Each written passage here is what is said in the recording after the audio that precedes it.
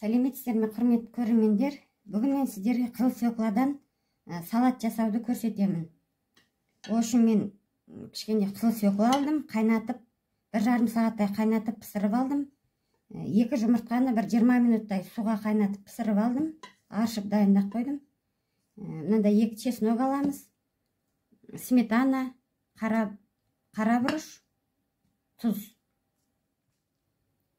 Қазір қызыл свекламызды ортасынан 4-ке бөліп, 4-дан өткізіп аламын.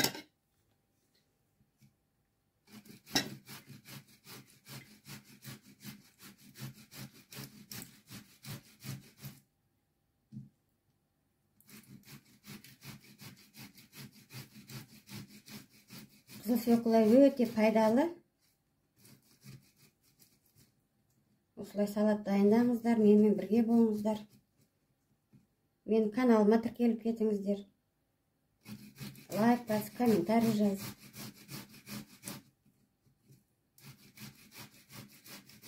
Үстіп теркіден барлық қызыл свекланы өткізіп аламын.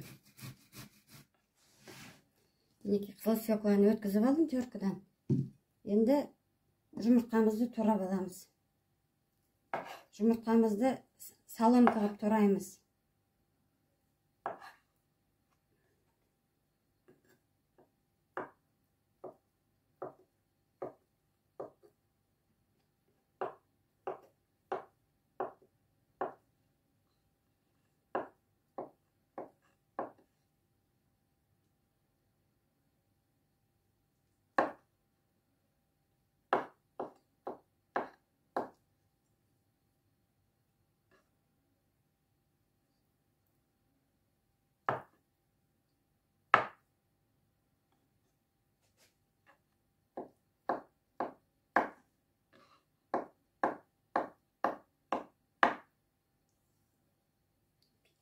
Жұмыртқамызды турап алдық.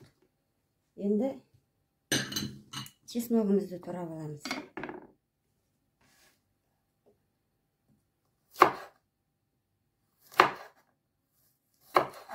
Чесногымызды турап аламыз.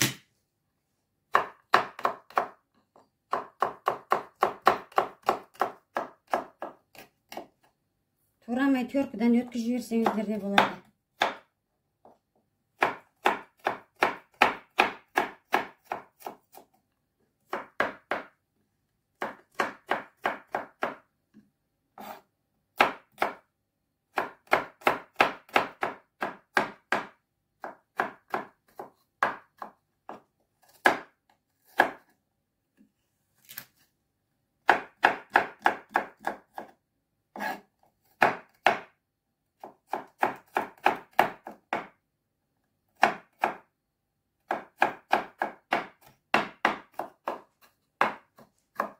Осылай сақтап турап аламыз чеснок.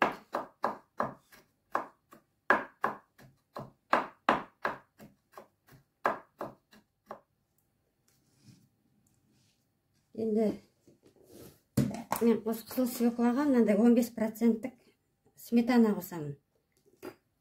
Әркімнің қалауы бойынша майонез қоссаңыздар да болады.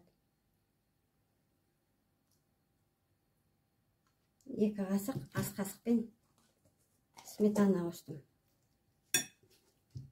Кішкене қасықтың ұшымен қарабұрыш, экстра тұздан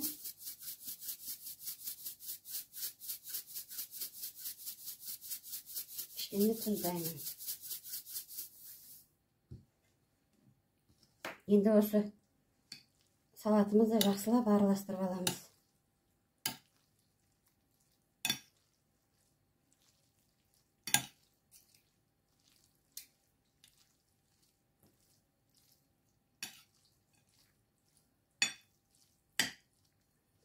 Енді туралған жұмыртқамызды қосамыз.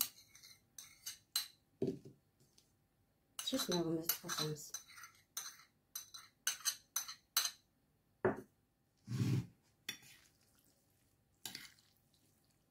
Жақсылап араластырып алайық.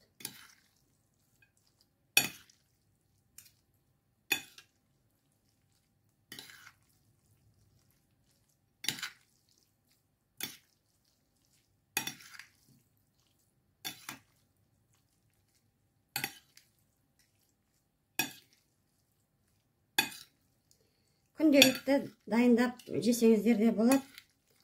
Витаминға мол, өте жеңіл салат.